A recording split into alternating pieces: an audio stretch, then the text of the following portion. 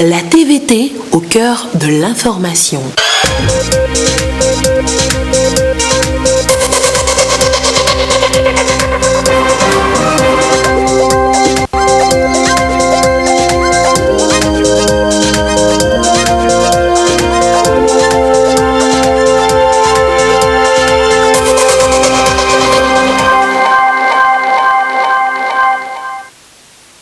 Bonsoir à tous. Dans l'actualité ce soir, la fin de la première session ordinaire de l'année à l'Assemblée nationale.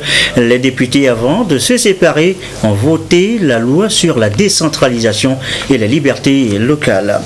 Les transports routiers au Togo, que faut-il améliorer? Un rapport commandité par le gouvernement est à l'étude, et ce, depuis ce matin. La TVA, enfin, faut-il taxer tous les produits? L'OTR apporte des éclairages à suivre tout à l'heure dans ce journal. Voilà, madame, monsieur, le sommaire, bienvenue. Voici le 20h avancé pour cause des matchs de la CAN. Allez, on fait d'abord le point sur les élections locales. Le scrutin, eh bien, je vous le rappelle, c'est ce dimanche. La CENI est allée situer le Premier ministre sur les préparatifs. On écoute son président au sortir de l'audience. C'est ce mardi à la primature. Depuis notre période de fonction le 28 mars, nous n'avons pas eu la possibilité effectivement de venir exprimer au Premier ministre à la fois notre considération et nos respects. Et c'est en premier lieu le premier élément que nous avons retenu ce jour pour venir saluer et exprimer au Premier ministre cette considération à son endroit. Nous avons également saisi l'occasion, bien sûr, pour le processus qui est en cours, pour lui faire le point rapidement de l'évolution du processus qui va culminer au 30 juin prochain, jour du scrutin. Et au-delà du 30 juin, le processus nécessairement de remontée des informations et de programmation des résultats. Un élément également de notre rencontre avec le Premier ministre était surtout d'obtenir de sa part des conseils sur l'ensemble de la mission dévolue à la CENI, globalement parlant, et également dans le cadre du processus en cours, et obtenir des conseils sur tout ce qui est à prendre pour maintenir le climat apaisé qui a été jusqu'à présent et surtout pour effectivement atteindre le 30 juin dans les meilleures conditions pour que le scrutin se déroule le plus naturellement possible.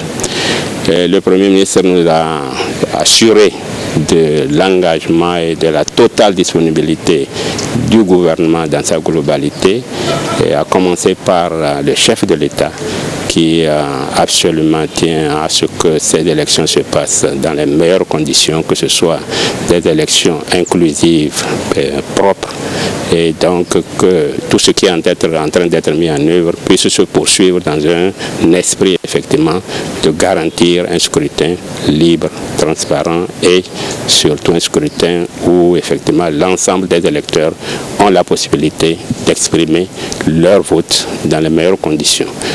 Le Premier ministre également nous a assuré toujours de la disponibilité du gouvernement à prendre toutes les mesures pour que partout il y a une nécessité d'intervention pour régler quelques problèmes que ce soit qui éventuellement poserait problème au niveau du scrutin, notamment en termes des conditions de conduite du scrutin le jour J, que toutes les dispositions soient prises pour réduire tout problème qui pourrait se présenter. Donc les précisions du président de la CENI sur l'audience à lui accordée, lui et sa délégation, par le Premier ministre, comme c'est l'homme Klassou cet après-midi. Direction maintenant Michintové, la joie des populations sur place. Et pourquoi? Eh bien, c'est parce que désormais, elles n'iront plus loin pour se faire soigner. Le centre médico-social de la localité est de nouveau opérationnel. Il vient d'être inauguré. Lucassi. Le centre médico-social de Michintové dans la préfecture du Zior, entièrement rénové. Il est réhabilité et abrite de nouvelles constructions intégrant un bloc d'unités de soins périphériques modernes, un bloc de latrines et un forage photovoltaïque. Une infrastructure de base qui facilite aujourd'hui l'accès de la population du canton et de ses environs aux soins de santé de qualité dans les délais courts, à moindre coût et à proximité. L'ancien bloc a été réhabilité et le bloc maternité a été construit. Nous avons au moins 2 salles de consultation, des salles de planning familial, des salles d'accouchement et avec tout l'équipement qu'il faut. Nous avons une pharmacie équipée aujourd'hui. Nous avons équipé également le laboratoire pour les petites analyses primaires pour soulager les frères et sœurs qui souffriraient et qui viendraient ici. Nous avons refait le logement de l'agent de santé, donc de l'assistant médical. Nous avons construit un nouveau bloc de latrines. L'élément important, c'est que actuellement le centre médico-social de Mission Tové est autonome en eau potable. C'est les fonds propres du chef de l'État qui ont permis de réhabiliter tout cet ouvrage et de l'équiper.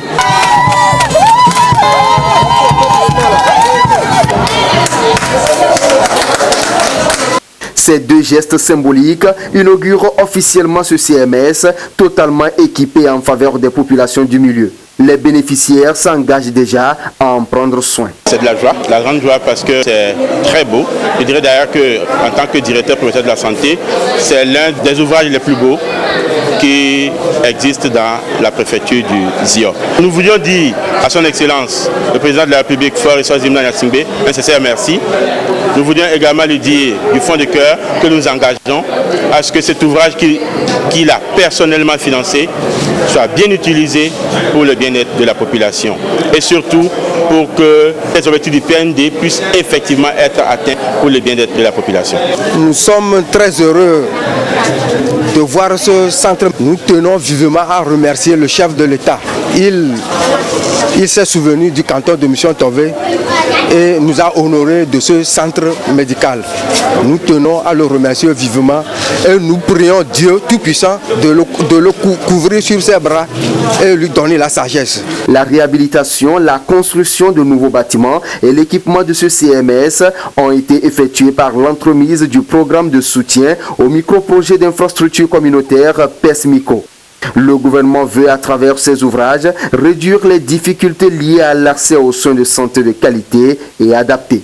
Le président de la République a dans ses préoccupations que nos populations aient des soins de santé donc de qualité. Et c'est dans ce cadre-là que ces infrastructures ont été d'une part rénovées et puis construites pour pouvoir servir les 18 000 habitants que constitue le canton de Mission Tové. Et vous savez que le président de la République et l'ensemble du gouvernement travaillent au quotidien, en lien surtout aujourd'hui avec le plan national de développement 2018-2022, dont le dernier axe permet de consolider le développement social et de renforcer les mécanismes d'inclusion. Donc plusieurs projets sont initiés dans ce sens-là pour le bien-être de nos populations et pour la réduction des souffrances de nos populations. Au global des travaux réalisés et dirigés par l'Agence nationale d'appui au développement à la base ANADEB, en plus de l'équipement, plus de 123 181 000 francs CFA. Les handicapés toujours marginalisés, c'est ce que révèle le rapport de Plan Togo International. Les études ont été menées à Tchambar, à Blitar, à Bassar. Comment sont-ils marginalisés? Eh bien, on voit ça avec Jonathan Agba et Karine Olandou. Après 8 mois de travaux sur le terrain, les chercheurs de l'Université de Lomé et Plan International Togo livrent ici les résultats de leur étude sur les inégalités du genre dans les communautés togolaises. De ces études, il en ressort que sur 64 ménages visités, 80% et plus font objet de discrimination, d'abandon, de moquerie ou encore de négligence. À ces inégalités s'ajoutent les barrières à l'inclusion sociale des filles vivant avec un handicap. Une étude montrait que pour les filles n'étaient pas traitées de la même manière que les garçons en ce qui concerne l'handicap, l'école, etc. Nos recommandations sont qu'il y a plus de sensibilisation des gens en ce qui concerne les filles et l'handicap, plus d'aide. C'est plutôt la sensibilisation, les attitudes, les croyances, etc. qui doivent changer pour que les filles puissent avoir des éducations comme les garçons, les filles handicapées. L'étude sur les inégalités du genre, débutée le 1er novembre 2016 et qui prend fin le 31 octobre 2019, se déroule à Blita et dans l'Est Mono. Pour tous ceux qui ont élaboré cette étude, il est nécessaire de poursuivre les recherches pour présenter une cartographie réelle des données sur les inégalités de genre et ainsi prendre les mesures idoines qui s'imposent. Mais en attendant, l'on se projette sur les prochaines études qui prendront en compte les mesures de prévention des abus sexuels, l'inclusion sociale des personnes en situation de handicap dans les écoles, entre autres. Y a-t-il moins de tracasseries aujourd'hui sur nos routes? Un rapport est à l'étude depuis ce matin sur le secteur. Que dit ce test? Il a été commandité par le gouvernement pour justement améliorer le secteur des transports. Au démarrage des travaux ce matin, Sergine Raimondo, Carmel Madjiakapo. Au Togo, la modernisation du sous-secteur des transports routiers nécessite la mise en place d'un cadre approprié pour améliorer sa productivité, sa compétitivité et sa durabilité. Pour ce faire et pour faire du Togo un hub logistique tel que décliné dans l'axe 1 du plan national de développement PND, le gouvernement a commandité une étude diagnostique pour faire l'état des lieux de ce sous-secteur. Après 4 mois de travaux, le rapport d'étude est présenté. Nous nous sommes focalisés sur l'existant, c'est-à-dire de faire une photographie du sous-secteur du transport routier pour comprendre ce fonctionnement au niveau du cadre institutionnel, mais aussi de l'organisation des entreprises, c'est-à-dire comment le transport fonctionne actuellement pour essayer de comprendre s'il y a des pistes d'amélioration qui pourront être adoptées et mises en œuvre dans les phases suivantes du projet. Ce rapport diagnostic est donc soumis aux acteurs du secteur pour analyse. Après validation, cette étude permettra au gouvernement d'entreprendre les réformes nécessaires pour améliorer le cadre juridique et réglementaire du sous-secteur routier. Nous pensons notamment à des pistes qui vont s'articuler au niveau d'une réforme du cadre légal afin de suivre des pistes de formalisation du transport routier, c'est-à-dire une formalisation qui va structurer un peu mieux le cadre du transport routier et l'opérationnalisation du transport routier. Nous pensons aussi forcément à la professionnalisation du transport routier. Nous pensons aussi avec les éléments techniques, c'est-à-dire les questions de renouvellement de parcs de véhicules qui ne sont pas spécifiques dans le projet, mais pour lesquels nous délimitons des recommandations afin d'avoir un renouvellement de parc de véhicules. Cette étude diagnostique se situe dans le contexte du projet d'appui à la compétitivité des services logistiques pour le commerce. Le projet devra permettre à terme de faire du sous-secteur des transports routiers un moteur sûr, efficace et contributeur au développement économique. Et arrêt un moment sur les transports aériens. C'est un secteur, vous le savez, vital. Comment se présente-t-il aujourd'hui? Qu'est-ce qu'il faut améliorer?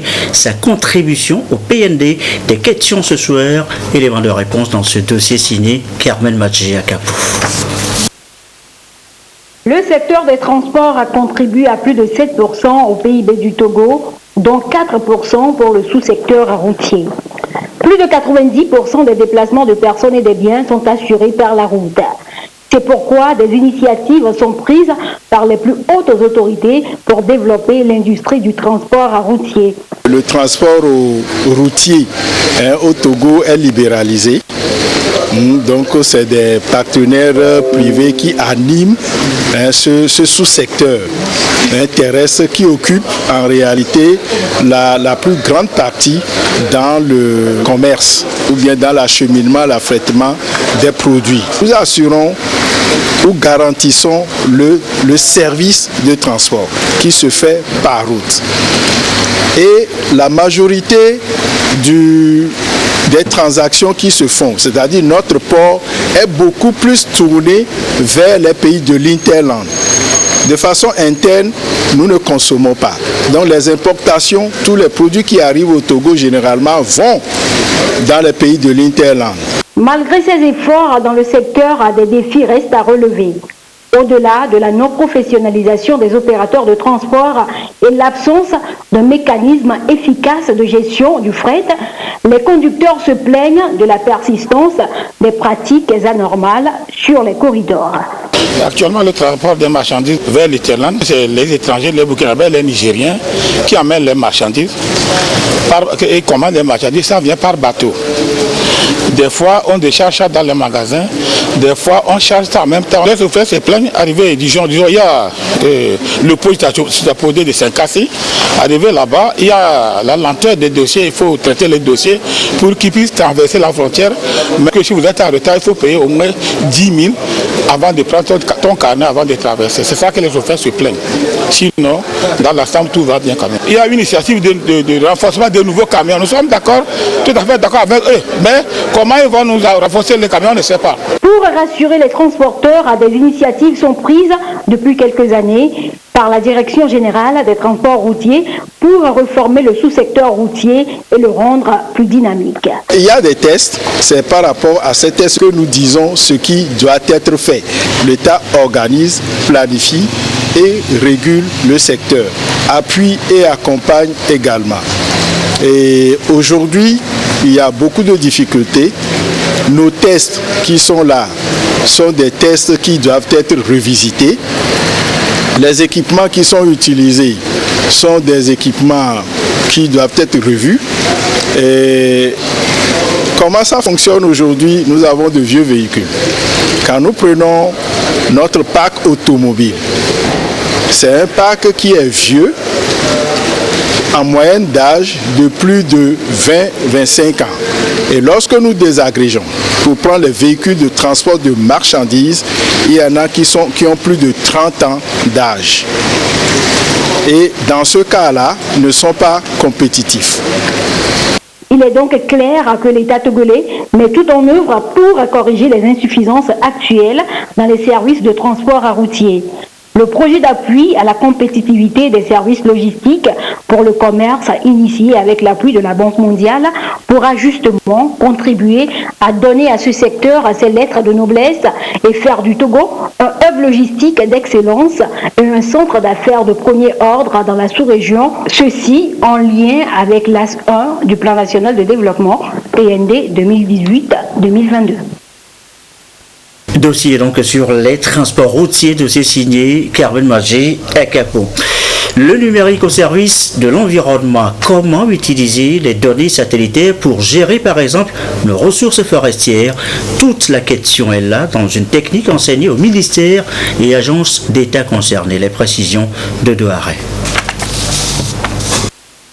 Les effets dus aux inondations, à la dégradation des terres, à la destruction de la végétation et de l'écosystème forestier peuvent être réduits de façon rationnelle et durable grâce à une nouvelle méthode technologique, la télédétection. Une technologie géospatiale enseignée ici aux différents acteurs intervenant dans la gestion des phénomènes liés aux catastrophes naturelles. L'expertise de la NASA a été sollicitée pour l'occasion. Satellite remote sensing is basically using satellites to... La télédétection par satellite, c'est basiquement l'utilisation des satellites pour prendre des images de la Terre. Et l'avantage de ça, c'est que vous pouvez prendre des images sur une surface assez large, mais dans une période de temps assez courte. Donc l'autre valeur ajoutée, c'est également la possibilité avec les satellites de prendre des images des zones qui sont difficiles d'accès, de prendre des images des zones qui seront potentiellement affectées. In case there is a disaster. Nous voulons montrer aux participants comment utiliser les données satellites et l'analyse de données pour prendre des décisions optimisé pour aider les populations les plus vulnérables à ne pas souffrir trop des catastrophes naturelles. Et pour nous, c'est très important de pouvoir inclure cette technologie d'analyse de données satellites. Cette formation vient à point nommé pour ces acteurs qui étaient encore dans les méthodes traditionnelles, notamment les enquêtes de terrain dont les données ne sont pas forcément fiables. La formation que nous sommes en train de suivre donne vraiment des éléments sur comment pouvoir suivre la forêt, sur les différents outils qui peuvent être utilisés. On parle des outils, surtout c'est les outils de remote sensing, c'est-à-dire la cartographie.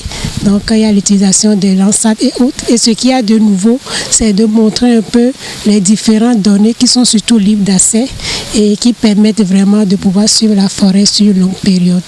La formation elle est assez bien dispensée. Elle nous permet d'avoir un certain nombre d'informations auxquelles nous n'avons pas accès, surtout au niveau de la collecte de données satellitaires et des types de sources où il faut aller chercher ces données, des logiciels plus adaptés à utiliser par rapport à nos logiciels. Les différentes techniques de la télédétection ont été enseignées aux participants qui pourront mieux faire face aux catastrophes naturelles et réduire la vulnérabilité des communautés victimes. Focus à présent sur le Centre africain d'études supérieures en gestion. Responsables et étudiants ont échangé justement sur ce qui est fait dans ce centre. Les filières sont-elles en adéquation avec le marché de l'emploi? Eh bien, on voit cela dans ce reportage de Komu Mboyote. Dans la formation, le conseil et la recherche, le Centre africain d'études supérieures en gestion, CESAG, cette institution de management de l'UEMOA se veut une solution aux problèmes de chômage auxquels sont confrontés les jeunes diplômés de la sous-région. Il offre des formations en adéquation avec les demandes sur le marché mondial de l'emploi. Une délégation du dit centre échange avec les étudiants de l'Université de Lomé, histoire de les sensibiliser. Vous avez un cadre de travail qui est relativement aux normes, pour ne pas dire un cadre d'excellence. C'est un centre d'excellence de notre espace communautaire. Vous avez une capacité d'accueil au niveau de nos ressources didactiques, pédagogiques, et c'est aussi justement l'opportunité d'expérimenter de nouvelles approches pédagogiques. Nous sommes ce matin à l'université de Lomé pour rencontrer non seulement les nouveaux bacheliers, mais aussi les étudiants de l'université de Lomé qui sont en fin de cycle, ça peut être la licence, ça peut être le master, et qui souhaiteraient poursuivre leurs études en dehors de l'université, notamment au niveau du CESAG. Donc c'est une campagne d'explication, une campagne de présentation de l'institution. Des filières disponibles sont entre autres gestion des entreprises et organisations, techniques comptables et financières, sciences du management et de la décision, gestion des PME-PMI. Créée en 1978, cette institution de management de l'UEMOA est gérée par la BCAO pour le compte des États membres. La rentrée académique prochaine est fixée au 1er octobre 2019 à Dakar et à Abidjan. Un mot de l'agriculture dans cette édition, 50 tonnes de maïs rachetés aux producteurs de Cricri, village dans la préfecture de Tchamba. En s'attendant ainsi sa deuxième phase d'achat de céréales. Nous reviendrons sur ce sujet. Les sacs de maïs prêts à stocker désormais aussi à Batopé dans le Zion. Onsat vient de réceptionner son nouveau magasin construit là et prêt à abriter déjà les 25 tonnes de maïs achetés lundi dernier à Bévégo, Ramdan Bassina. Désormais, ce grand magasin de stockage construit ici à Batopé dans le Zior sert de centre de rapatriement des surplus de céréales achetés par l'Agence nationale de sécurité alimentaire du Togo, ANSAT. Le magasin a une capacité de stockage de 3000 tonnes. Il vient ainsi décongestionner les autres magasins installés dans la préfecture. Plus sécurisé et moderne, il est une volonté du gouvernement togolais qui fait de la sécurité alimentaire une priorité. Chaque année, l'ANSAT choisit un thème qui cadre avec les orientations du gouvernement. Par rapport aux producteurs, il faut les amener à comprendre le thème que la structure a choisi pour la campagne de cette année, pour leur montrer que la bancarisation les met direct en relation avec les banques et les institutions du microfinance. finances. L'ANSAT tire l'attention des producteurs agricoles que de nos jours, il faut aller vers l'agro-pastoral. C'est vrai, ils le font, mais il faut maintenant les montrer les bienfaits d'associer l'élevage à l'agriculture. Le groupement Tiboufit de Pévego est le premier à stocker 25 tonnes de maïs pour un montant de 4 millions de francs CFA dans ce nouveau magasin. Franchement, ça nous a aidés avec l'ANSAT et nous sommes ravis de la politique de l'État qui est là pour franchement le développement de nous les paysans aussi. Les producteurs ont été sensibilisés sur le mécanisme incitatif de financement agricole MIFA, un mécanisme initié par le gouvernement pour pousser les producteurs à devenir des entrepreneurs et contribuer à la croissance de l'économie nationale.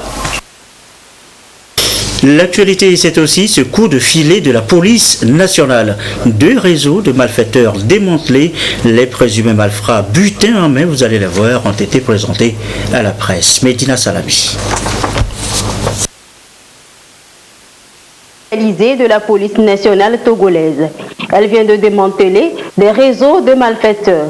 Le premier est un groupe de 5 voleurs d'engins qui opèrent à Lomé. Tous des Togolais, à l'aide de toutes sortes d'armes, ils agressent leurs victimes et arrachent les engins. Après leur forfait, ils se débarrassent des plaques d'immatriculation et revendent les butins sur le marché noir avec de fausses cartes grises et plaques d'immatriculation. Dans la nuit du 6 juin 2019, les nommés Issa Alassane et Achon Doji ont réussi à voler une moto de marque Aoudjou, garée à la devanture de l'église dénommée Centre de prière du ministère de la foi, sise au quartier Sobosito. Quant aux nommés Togboui Kossi Fofo et Sonidje Yona, le 14 juin 2019, ils se sont rendus devant une église située à Kégué autour de 21h. Pendant que les fidèles étaient en plein culte, ils ont volé la moto de l'un d'eux. Les investigations menées ont permis de mettre la main sur eux et de saisir 7 autres motos volées ainsi que 37 cartes grises falsifiées. Par ailleurs, une voiture de marque Hyundai Verna, immatriculée BDG 33AE et appartenant à une société nigériane, a été volée au Nigeria, puis amenée au Togo à Devikime pour être vendue. Une équipe de la DCPJ a retrouvé et saisi le dit véhicule. Le vendeur de nationalité nigériane qui a réussi à prendre la fuite est activement recherché. Ceux-ci sont des cybercriminels, tous de nationalité nigériane.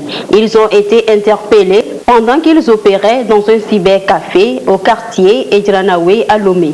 Ceux qui sont présentés aujourd'hui sont spécialisés dans les arnaques au love chat et à l'héritage. Ces individus font croire à leurs victimes qu'ils sont héritiers d'immenses fortunes malheureusement bloquées sur des comptes bancaires et qu'ils ont besoin d'un financement consenti par cette dernière pour entrer dans leurs fonds. La descente de police a permis de réunir et de saisir 17 ordinateurs portables, 8 téléphones portables, 4 clés USB, 9 cartes SIM et du cannabis, ainsi que l'attestent divers documents suspects, notamment des récépissés de transfert d'argent effectués par les victimes à leur profit, ainsi que plusieurs fausses attestations d'institutions de la place. Malgré l'interdiction des faux médicaments sur le marché togolais, certains individus, comme ces Ghanéens, s'adonnent à ce trafic illicite. Ces individus alimentent le marché togolais en important, depuis le Ghana et le Nigeria, d'importantes quantités de ces produits qui ne contiennent pour la plupart aucun principe actif et qui, au contraire, nuisent à la santé et tuent lentement la population. L'opération organisée par la DCPJ a permis de saisir dans un domicile ci-affré au jardin et un magasin au grand marché de Lomé plusieurs tonnes de ces faux médicaments dans le but de protéger la santé publique. Le dernier cas d'interpellation est relatif au nommé Tchegli Yendoutier, 37 ans, militaire radié depuis octobre 2012, demeurant à Lomé au quartier d'Oumassessé. Initialement interpellé par le commissariat de police du 2e arrondissement de Lomé pour des faits d'agression sexuelle sur mineurs, les vérifications ont permis d'établir que cet individu, réputé dangereux, est lié à la commission de plusieurs infractions, notamment de vol à main armée. Et la police nationale saisit cette occasion pour inviter la population togolaise à collaborer plus étroitement avec les forces de l'ordre et de sécurité dans leur quête quotidienne pour la tranquillité publique. 19 au total. Ces présumés malfrats sont pour la plupart des repris de justice. Consommer de la drogue, c'est mauvais pour la santé. C'est l'essentiel à retenir du message du ministre de la Protection civile à la veille de la journée mondiale de lutte contre la drogue. Message dont voici les grandes lignes dans ce reportage de Dodo Arrêt. Trafic de la cocaïne et du cannabis, vente illicite des médicaments pharmaceutiques contrefaits, notamment tramadol, produits stimulants, tranquillisants. Ce sont là des substances nocives saisies la plupart des temps par les forces de l'ordre et de sécurité. Les chiffres relevés par le ministre de la Sécurité et de la Protection civile illustrent l'ampleur de ce phénomène grandissant qui engendre de la criminalité, de l'extrémisme violent, de la délinquance, entre autres. La jeunesse est la plus touchée. Quelques données statistiques des stocks de ces produits saisis destinés à être incinérés bientôt se présentent comme suit. Cannabis, 4041,925 kg. Cocaïne, 152,9 kg. Produits pharmaceutiques contrefaits, 67 822,70 kg. Et tramadol, 18,095 kg. Les données statistiques centralisées du réseau national épidémiologique ouest-africain sur l'abus de drogue dénommé Wendu, mis en place au Togo depuis 2016 avec l'appui de la CEDEAO, ont indiqué que 41,11% des personnes reçues dans les formations sanitaires pour les problèmes d'abus de substances sont des jeunes élèves du secondaire. Le ministre se félicite de la vigilance et du professionnalisme des forces de l'ordre et de sécurité, ainsi que des organisations de la société civile engagées dans la lutte. Il rassure sur les stratégies et programmes de prévention disponibles et en cours.